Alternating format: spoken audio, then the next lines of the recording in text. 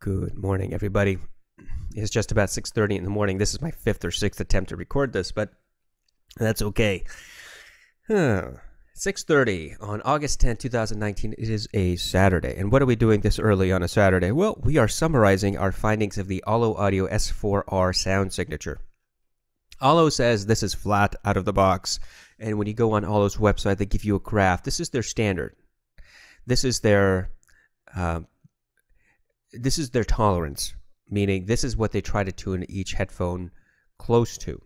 And let us assume that they are able to do that with each headphone. This is a fairly flat response rate, especially for the closed back, or excuse me, the open back. The closed back, it's a little bit harder. You can see some dips and a couple of peaks here, but overall, it is an incredibly flat headphone, at least on paper. In reality, I would also agree that the S4R is a flat sounding headphone. Number two, the bass response for the Ollo is really good, clean, unaccentuated. It has fast roll off with the bass. There is absolutely no reverberation in the headphone, in the ear cups themselves. Now, if you listen to Bose, Beats, Denon D2000, D5000, even some of the more, quote, hi-fi headphones, at higher volumes with bassy songs, the ear cups will resonate. The Ollo, even at really extremely high volumes, never resonated. It just kept everything nice and controlled. There's no distortion whatsoever. Now, that takes away from the listening pleasure, so to speak, if you like that rumble. But if you want to hear the true sound of a kick drum without the rumble inside your ear cup, then these headphones are probably going to provide that for you. Whether you like it or not is a personal preference. The bass never has interfered with the midtones, the treble, none of the other frequencies. Now, I can't tell whether there's a gentle slope down afterwards, as their graph suggests, around the 400 hertz range. I can't tell. What I can say is that I don't hear any real muddiness. I don't hear any muddiness, in fact, in any of the frequencies. The midtones come out very clear. You can hear separation of vocalists, but not the best separation of vocalists. I would easily say to you that I have headphones that have much better separation of vocals and much better separation of instruments. One headphone that jumps out to me immediately is the Sennheiser HD800S, but that's an extremely expensive pair of headphones. I would say that the Sennheiser HD700 probably has slightly better separation as well. The Focal Clear, better separation. I would say the Odyssey XC, probably better separation.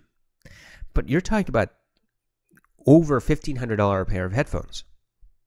The S4R is €299 currently. That comes out to just over $300. Excuse me. Sorry about that. It comes out to about $300 with shipping and everything. And you can also get these pair of headphones, by the way, since I'm mentioning it, on an installment plan. You can pay €99 now, followed by 12 installments of $15 and, well, 16 euro. Let's just round up. I don't know how, is it p, pence, cents? I don't know. 16 euro per month. That's not bad, huh? Anyway, when you compare the price of this headphone to much pricier headphones, yeah, you can see that there is a difference in separation, but is the difference worth thousands of dollars? The answer is no. There is separation, just not the most amazing separation. That, I think, is forgiven when you realize that even though there's not the best, most amazing separation, you can clearly hear that there is difference inside the song itself. For example, I may not always be able to say that, gosh, I hear two vocalists. I can at least tell you that I hear the vocalists without any distortion whatsoever, that the bass is not distorting the mids, that the treble is not getting ear piercing. And that's a fairly good exchange. I would exchange a little bit of separation for no muddiness. Not having all the details is okay as long as I can actually listen to the song without getting angry that I'm missing whatever detail is there. Does that make sense? You may miss out on some of the nuances. You may not get all the separation in a song. But as long as the song is being presented unmuddied and uncolored, I'm happy with these pair of headphones. The mids, fairly natural, smooth, and you can get the detail out of the mids depending on the recording that you have. For example, when we listened to Want You Back by Haim, plenty of detail came out just the way the song was recorded. But then when we moved on to other vocal-centric songs, Vic and Gab, and some of the others, we realized that I wasn't hearing all of the separation, whereas I was hearing the separation in Want You Back. Part of the reason I concluded was that the way that it was mixed is a contributing factor. But I do recall hearing separation in all of those songs on other much pricier headphones. Whether or not that separation is of significant degree, it's up for debate. Finally, the treble on these headphones is incredibly well controlled. Now, there is a lot of energy in some of the songs that we tested, especially in Flight from the City and the song from the Piano Guys, and from John Williams' Scherzo for X-Wing, which is an orchestral piece. Plenty of energy. Wood instruments, brass, horns. It's just, and belting out all those notes. Some headphones do not take well to that type of tonality, and it gets sibilant incredibly fast. But as I described to you yesterday, I started around negative 23 decibels, which was comfortable listening level. Then we went to negative 18, then negative 15, then negative 14, and negative 14 was my point where I said I cannot listen to these any louder for my own hearing safety reasons. But even at negative 14, when it was incredibly loud, the headphone didn't get sibilant. Now, it came close in some songs where I was like, okay, that's a lot of energy, and any louder and it might get sibilant. But even at that extreme volume, it didn't get sibilant. It was uncomfortable. For example, Scherzo for X-Wings, I would never listen to that at negative 14 decibel because it's so loud and there's just so much energy in the song. But there are other songs I would, for example, Flight from the City, I would sit there and listen to at negative 16 decibels, no problem, because I really liked the way that it was reproduced on the headphone. The piano frequency, for example, was really natural. It felt as if you were sitting a couple of seats away from the piano itself, and you can hear that the inherent kind of muddiness in a piano. There's a muddiness, inherent muddiness in a piano. It's not crystal clear. And the headphone allowed that to come out. When we listened to the NDH20, I told you that the piano, every piano on the NDH20 sounds like it's being played in a shipping container and being shipped from Europe to the Americas, and you're stuck in this shipping container with the NDH20 and the piano. Well, the Ollo does not do that. It has a very, I would say, pretty neutral and natural representation of the piano frequency. Very, very different from the NDH20. And so you're getting, first of all, no peakiness, but second of all, a very natural, smooth, neutral representation of the treble of the higher frequency ranges. Overall, when you consider the bass, the mids, and the treble, these headphones are really, really easy to listen to. I mean, I was concerned that these headphones would have no character. And that's my concern when I hear that a pair of headphones is flat, neutral. If it's flat and neutral, that means, not very good. That means, it's going to be boring.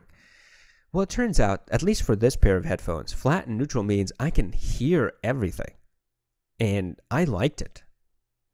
That may not be the case for everyone, but it was for me. Now, why would you want a flat headphone? There are a couple of reasons. Number one, You just want to listen to your recording. You don't want any colorization. Colorization, for example, like with Beats and Bose and some of the lower class Sonys, even the higher class Sonys, the more expensive Sonys have a coloration to their music, to their sound. Grado has its own frequency that people know. That's a Grado sound. Sennheiser has its own, which is mid-centric. Denon definitely has its own.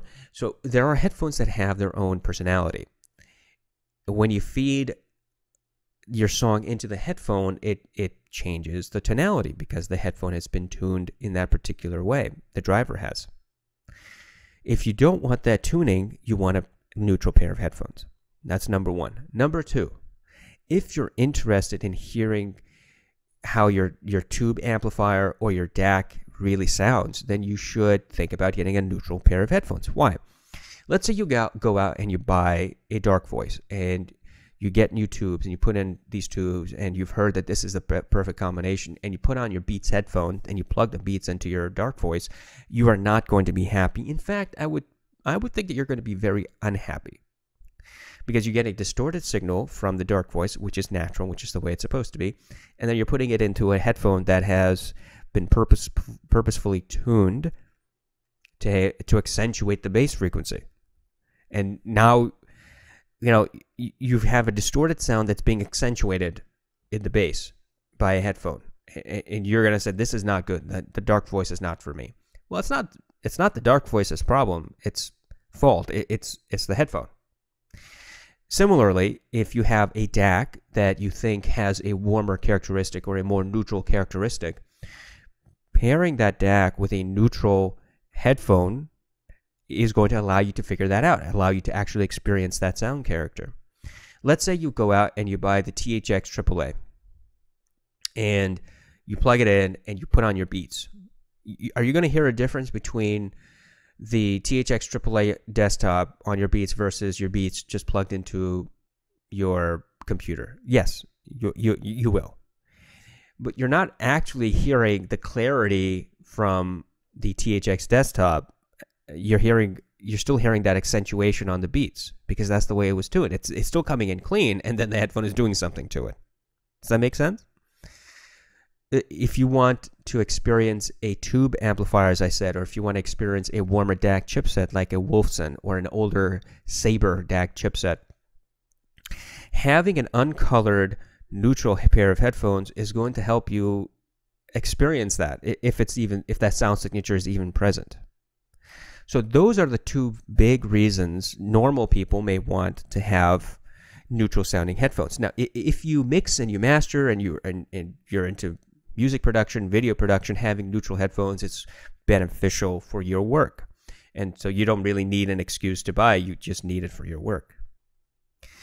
Ultimately, I would say that the Ollo Audio S4R is in fact a neutral, flat sounding headphone with good separation of all the instruments being played, no muddiness whatsoever, and you get all of that for an affordable price. I am not being paid by Ollo.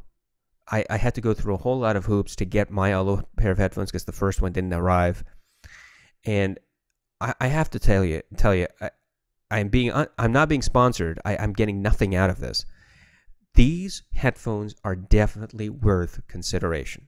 We are still going to go forward with all of our comparisons between this headphone and the other headphones that I have, but I tell you right now, it doesn't matter how these headphones compare with other headphones from here on out. If you want a true flat-sounding headphone, this headphone will remain on my recommended list as something you should consider. It does not matter how they compete with anything else. And for no other reason than because how cheap they are, how affordable they are for the quality that you get. That in itself, plus my experience with these headphones, lead me to make this perfunctory conclusion right now, which is, yeah, definitely consider these headphones. We can compare them to the NDH20, which we will. We'll compare them to the HP50, which we will. We'll compare them to other headphones that I have. And if they win some, lose some combats and some comparisons, fine, whatever, it doesn't matter. The most important thing is that these headphones produce the sound signature that I described in the other videos. and that these headphones are very affordable. I hope this has been of some help. I hope that you have a wonderful weekend. Our next video is for the Ollo Audio. We're going to compare it to the NDH20, and then we're going to compare it to the HP50 thereafter. Thank you so much for watching. Thank you so much for subscribing. Thank you for requesting reviews. Go on to the Google Drive. There's a link down below, and request a comparison or a review of one of the items that I have. Now remember, if you request a review for something I don't have, well, you're not going to get the review. So take a look at my equipment list. That's also linked in the form itself to request a review. And let me know if you want me to do a comparison or review of a particular product. Have a wonderful weekend, and I hope you enjoy your Saturday.